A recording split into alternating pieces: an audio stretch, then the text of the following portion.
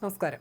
ആടിനെ പച്ചില കാണിച്ച് ആകർഷിക്കുന്നത് പോലെയാണ് ഓൺലൈൻ ട്രേഡിംഗ് തട്ടിപ്പ് സംഘങ്ങൾ കാശ് പിടുങ്ങാനുള്ള തന്ത്രം പയറ്റുന്നത്. വൻ ലാഭം വാഗ്ദാനം ചെയ്താണ് ട്രേഡിംഗ് തട്ടിപ്പ് സംഘങ്ങൾ ആളുകളെ സമീപിക്കുന്നത്. ലാഭം കിട്ടുന്ന കണക്കിൽ വിശ്വസിച്ച് ആളുകൾ വലിയ തുക നിക്ഷേപിക്കും. ആദ്യം ലാഭവിഹിതമെന്ന് പറഞ്ഞ് ചെറിയ തുക നൽകും. അവരുടെ രേഖകളിൽ നിക്ഷേപകന്റെ ലാഭം കുമിഞ്ഞുകൂടും. അത് തിരിച്ചെടുക്കാൻ ശ്രമിക്കുമ്പോൾ ലക്ഷങ്ങൾ വീണ്ടും ഫീസ് അടയ്ക്കാൻ പറയും.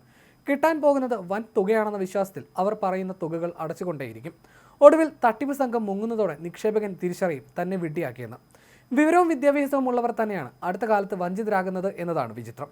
ഏറ്റവും ഒടുവിൽ സൈബർ തട്ടിപ്പിന് ഇരയായത് കേരള പോലീസ് ഹൈടെക് സെൽ മുൻ മേധാവി സ്റ്റാർമോൻ പിള്ളയാണ്. Hitech cell crime enquiry cell മേധാവിയായിരുന്ന സ്റ്റാർമോൻ പിള്ള അസിസ്റ്റന്റ് കമാൻഡന്റ് റാങ്കിലേക്ക് പ്രമോഷൻ കിട്ടിയപ്പോൾ വനിതാ ബറ്റാലിയന്റെ ചുമതലയിലേക്ക് മാറുകയായിരുന്നു. ഓൺലൈൻ ട്രേഡിംഗിൽ 7 ലക്ഷം രൂപയാണ് ഉദ്യോഗസ്ഥന് നഷ്ടമായത്. വഞ്ചിക്കപ്പെട്ടുവെന്ന് മനസ്സിലായതോടെ കൊല്ലം പോലീസിന് നൽകിയ പരാതിയിൽ കേസെടുത്തതോടെ തുകയിൽ പകുതിയിലേറെ തിരിച്ചുപിടിച്ചത് ആശ്വാസമായി. പോലീസ് സൈബർ ഡിവിഷൻ ഇടപെട്ട് 2.5 ലക്ഷത്തിന്റെ ഇടപാട് ബ്ലോക്ക് ചെയ്തു. മലപ്പുറത്തെ ഒരു ATM-ൽ നിന്ന് തട്ടിപ്പുകാർ പണം പിൻവലിക്കാൻ ശ്രമിച്ചത് തിരിച്ചറിഞ്ഞതും പിടിവള്ളിയായി. ഒരാളെ കസ്റ്റഡിയിലെടുത്തതോടെ ഈ തുക തിരികെ കിട്ടിയേക്കും. ഇയാളെ കൊല്ലത്തേക്ക് എത്തിക്കുന്നതോടെ കൂട്ടാളികളും വലയിൽ വീഴുമെന്നാണ് കണക്കുകൂട്ടുന്നത്.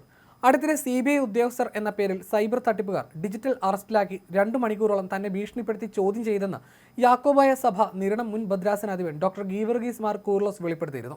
15 ലക്ഷത്തിലേറെ രൂപയാണ് സൈബർ തട്ടിപ്പിൽ നഷ്ടമായത്. ഈ മാസം 2-ന് മുംബൈ സൈബർ ക്രൈം വിഭാഗത്തിൽ നിന്നെന്ന് പറഞ്ഞാണ് വീഡിയോ കോൾ വന്നത്.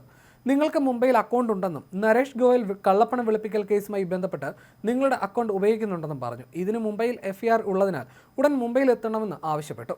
കള്ളപ്പണ കേസായതിനാൽ അക്കൗണ്ട് മരവിപ്പിക്കുമെന്നും സുപ്രീം കോടതിയുടെ സീക്രട്ട് അക്കൗണ്ടിലേക്ക് മാറ്റുകയാണെന്നും കുറ്റക്കാരനല്ലെന്ന് തെളിഞ്ഞാൽ തിരികെ നൽകുമെന്നും അറിയിച്ചു. കേരളത്തിലെ 3 അക്കൗണ്ടുകളുടെ വിവരം കൈമാറി. പണം അവർ പറഞ്ഞ അക്കൗണ്ടിലേക്ക് മാറ്റി. 13 ലക്ഷത്തോളം രൂപയാണ് ഉണ്ടായിരുന്നത്. 1.5 ലക്ഷം രൂപ അക്കൗണ്ടിൽ നിന്ന് പിൻവലിച്ചത് തിരിച്ചടയ്ക്കണമെന്നും ആവശ്യപ്പെട്ടു.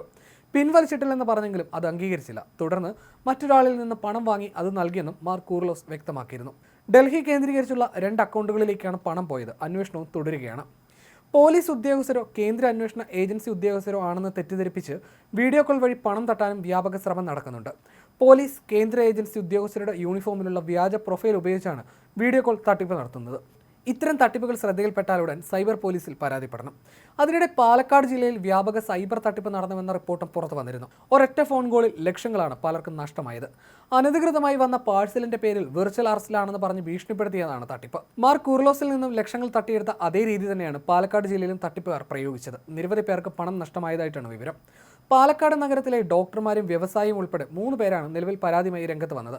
ഒരൊറ്റ ഫോൺ കോളിലൂടെയാണ് എല്ലാവർക്കും പണം നഷ്ടമായത്. ഫോൺ എടുക്കുന്നവരെ തട്ടിപ്പ് സംഘം മാനസിക സമ്മർദ്ദത്തിലാക്കിയാണ് തട്ടിപ്പ് നടത്തുന്നത്. ഇല്ലാത്ത പാഴ്സലിന്റെ പേരിൽ പ്രമുഖ കൊറിയർ കമ്പനിയിൽ നിന്ന് വിശ്വസിപ്പിച്ച് വീഡിയോ കോളിലൂടെയാണ് തട്ടിപ്പ്. ഇരയാക്കപ്പെടുന്ന വ്യക്തിയെ ആദ്യമേ തന്നെ മാനസികമായി തകർക്കും. ഇവരുടെ വിലാസത്തിൽ MDMA പോലുള്ള ലഹരി മരുന്നുകളോ വ്യാജരേഖകളോ കൊറിയറായി ലഭിച്ചിട്ടുണ്ടെന്നും അന്വേഷണ ഏജൻസികൾ ഇക്കാര്യം തിരിച്ചറിഞ്ഞിട്ടുണ്ടെന്നും തെറ്റിദ്ധരിപ്പിച്ച് വാട്സാപ്പിലാണ് ഫോൺ കോൾ എത്തുന്നത്. Phone customs, police, cyber cell പോലുള്ള അന്വേഷണ ഏജൻസികളിലെ ഉദ്യോഗസ്ഥർക്ക് കൈമാറുന്നുവെന്ന് വിശ്വസിപ്പിച്ച് മറ്റൊരാൾ സംഭാഷണം തുടങ്ങുന്നതാണ് 2ാം ഘട്ടം. യൂണിഫോം ധരിച്ച് ഉദ്യോഗസ്ഥൻ ചമഞ്ഞെത്തുന്നയാളാണ് താങ്കൾ വിർച്വൽ അറസ്റ്റിലാണെന്ന നിലയിൽ ഇരയെ തെറ്റിദ്ധരിപ്പിക്കുന്നത്.